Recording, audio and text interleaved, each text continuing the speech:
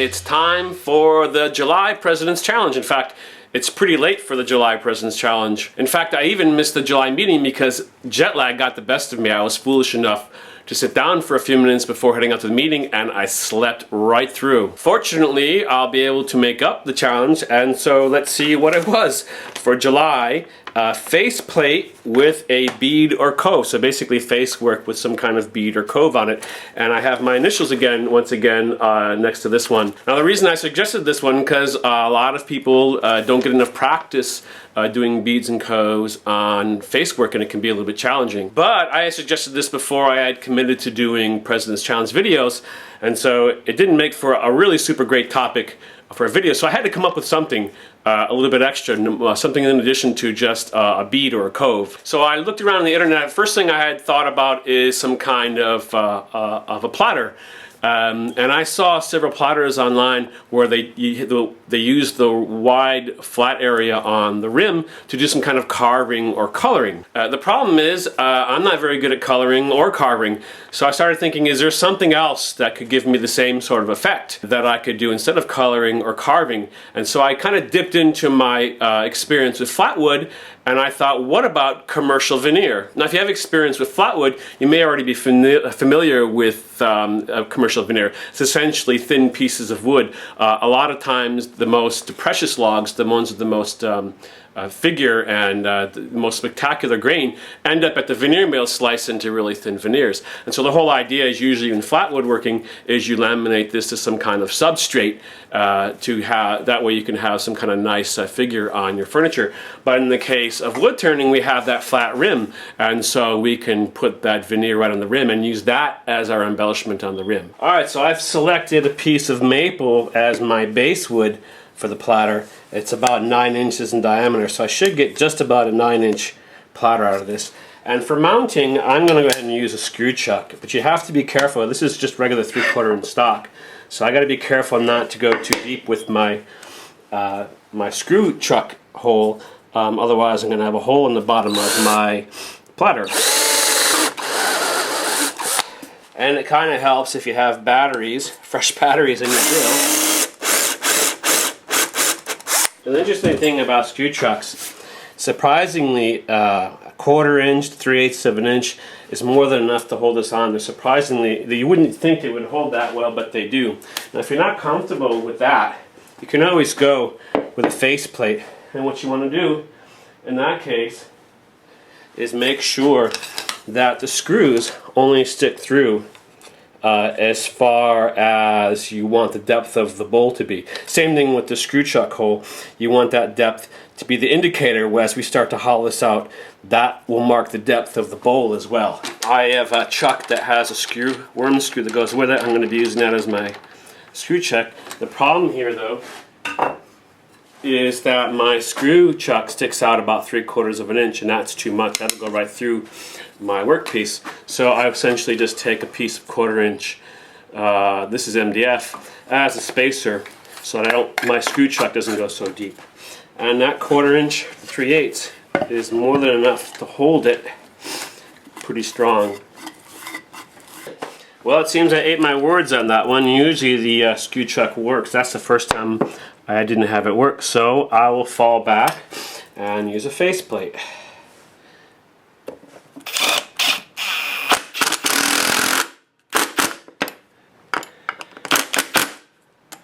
Alright, we'll swap out the chuck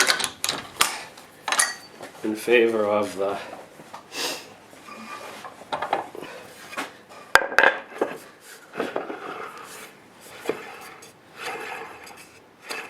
Now, I was going to point out with the screw chuck that I do bring the tailstock in initially because there's a lot of pressure when you try to round this out, and then I remove the tailstock later. But with the faceplate, I think it's plenty strong enough to forego the tailstock altogether. You may also have noticed that I didn't bother taking out the corners of this or rounding it out on a bandsaw, and that's because I do a lot of cutting air. So I'm used to cutting a lot of air like this. And I also find a good practice if you want to learn how to cut air. There's not much damage you can do. There's nothing that's going to be in the damaged piece at the end because this is all waste anyway. So I find a good practice for learning how to cut air.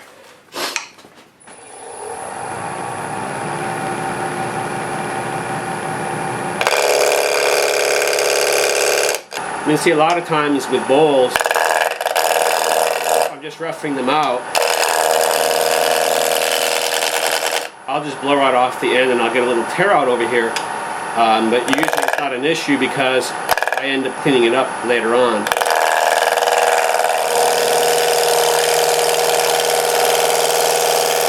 But in this case I don't want the extra splinters, so I want to come back the other direction. But instead of trying to come with a tip, which is kind of awkward as a right-hander, I'm just putting the gouge on the side and using the wing. Come back the other direction.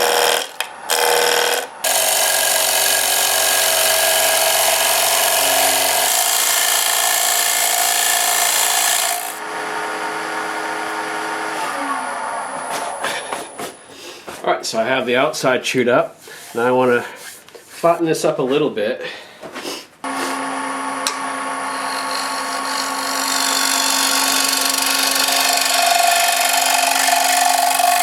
This is going to be the bottom of the platter. And so at this point it's just business as usual, just regular platter work. And let's see how much of this I kept. I got still kept about 9 inches diameter. And I find, I'm not an expert on proportions, but I find about 60% of the outside width for the foot looks about right. And so in this case that would be about 5.5 inches.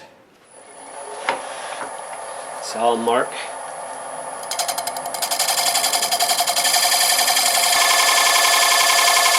So this will be my rim, the underside of my rim.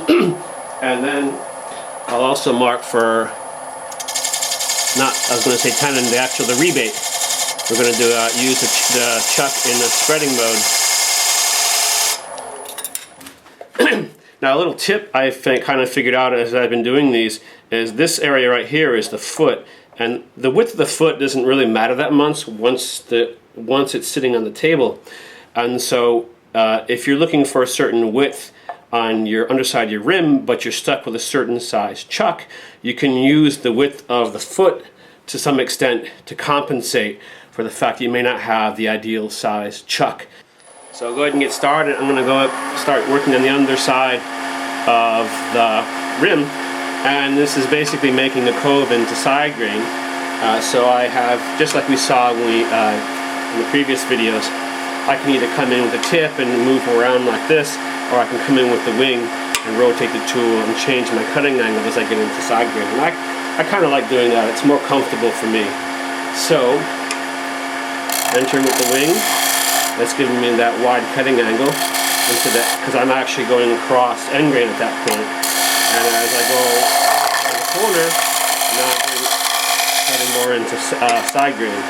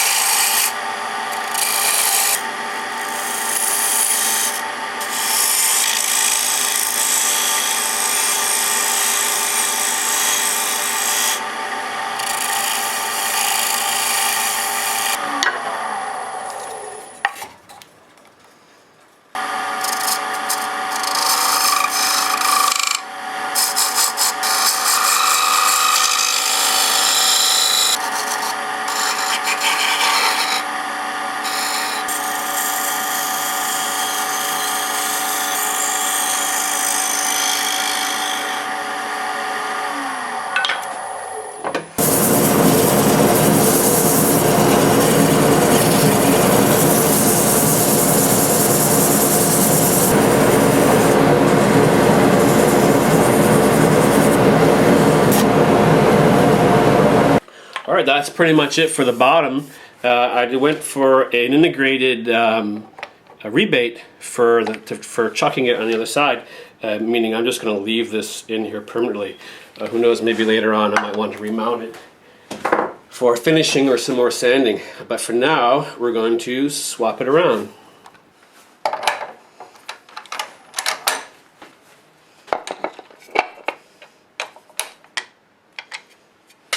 Alright, now on to the front, but right now, another thing we're going to do at the front at this point is to get it flattened out so we can put the veneer on. So we'll see just how out of round it is. It looks pretty true. I'm not going to bother with a gouge or anything. I'm just going to go right with the scraper and see if I can get this nice and flat.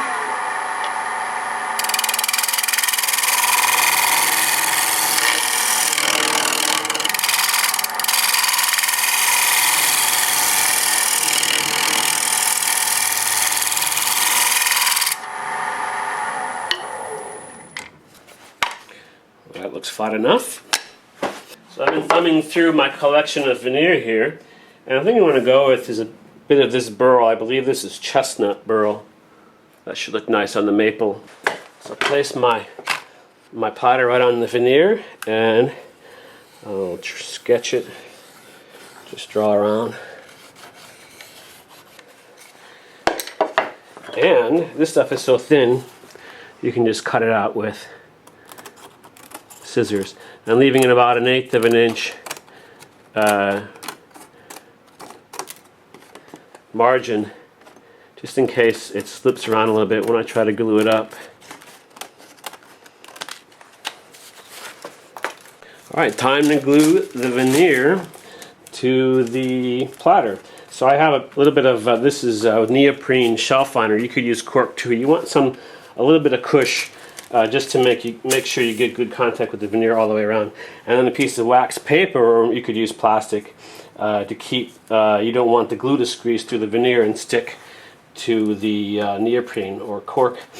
And then I'm not going to put glue on the veneer itself because it's so thin that as soon as you get a little bit of moisture, they start to curl up and it makes it kind of a pain. So what I usually do is I usually lay it on relatively thick on the substrate, or in this case the platter. Now usually with when I'm doing flatwood, working with flatwood and putting down veneer, I'll actually use the veneer glue. In this case, I think yellow glue should be more than adequate. The veneer glue that I use on flatwood might be a little bit dangerous with wood turning because when it dries, it's sharp like glass and it can splinter off and cut you. And I don't want that spinning around on my lathe. That would also probably dull my tools pretty badly. So you want the yellow glue to look about like a thick coat of painting is about right. And I'm just going to flip this upside down and drop it right down on my veneer. And clamping caul, just a piece of flat wood, and one clamp should do it. Right in the center should do it. And we'll have to let that dry for probably an hour. We could probably work it after an hour or so. You want to have just a little bit of squeeze out on the edge, not too much. That's pretty good right there. All right, I actually left this in the clamp overnight, but thanks to the magic of video, it seemed only about a few seconds. Let's see what it looks like.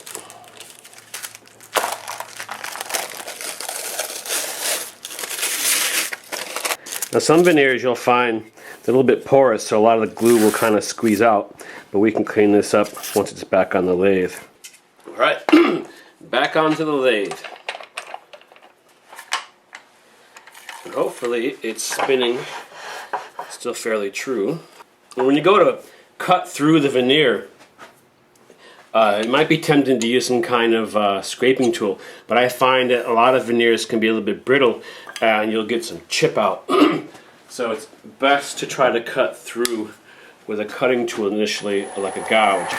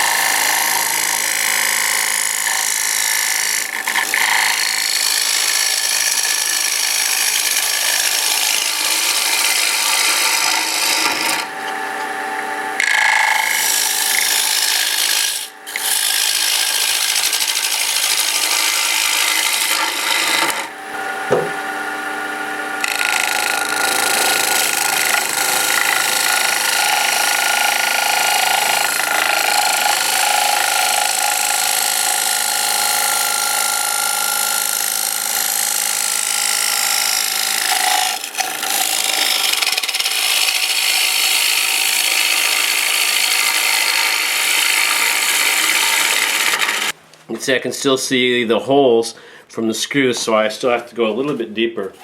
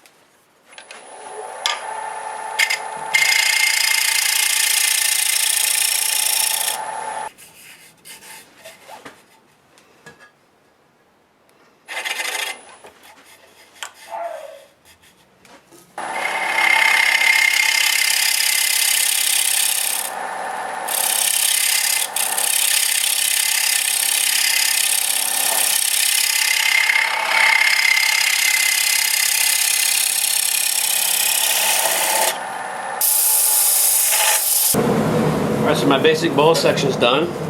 Now I gotta think about cleaning up the veneer, and then I need to, because it's a President's Challenge, it says bead or a cove, I'll probably put a bead on this end and a bead on that end, maybe a little cove in the back side of the rim.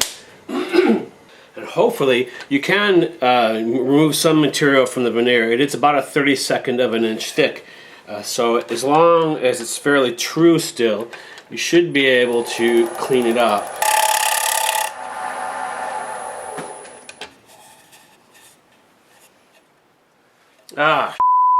Alright, so I ended up blowing through the veneer.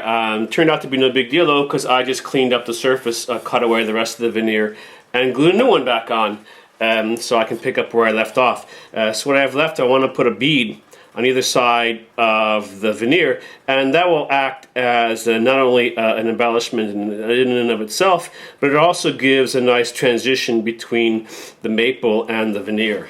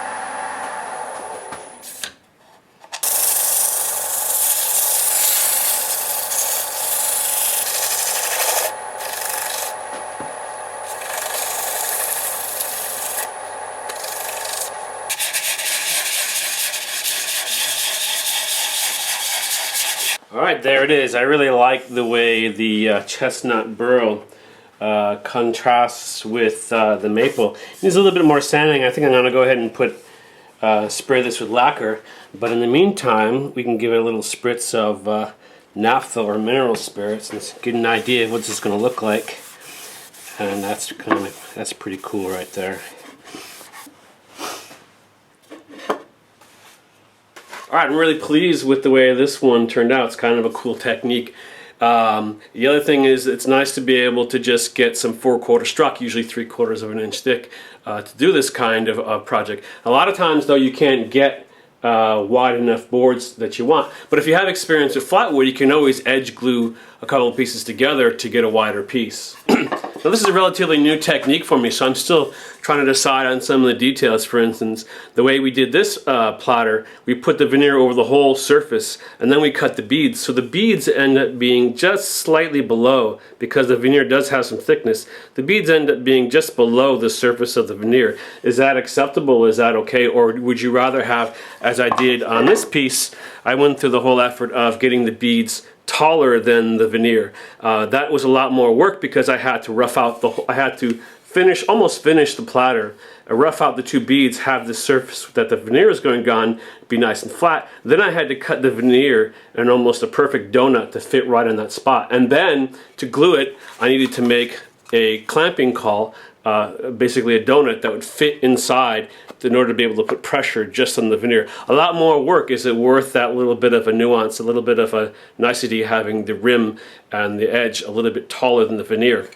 I've been thinking there's lots of other applications for using commercial veneer and wood turning as well. For instance, on the lidded boxes, being able to embellish a lid for a box. As well, for some reason, this particular platter makes me think of a clock. You can imagine this not being a platter, being a clock instead. So that's what I have for you this time for this President's Challenge, and only 2 weeks away for the next one. So until next time, thanks for watching.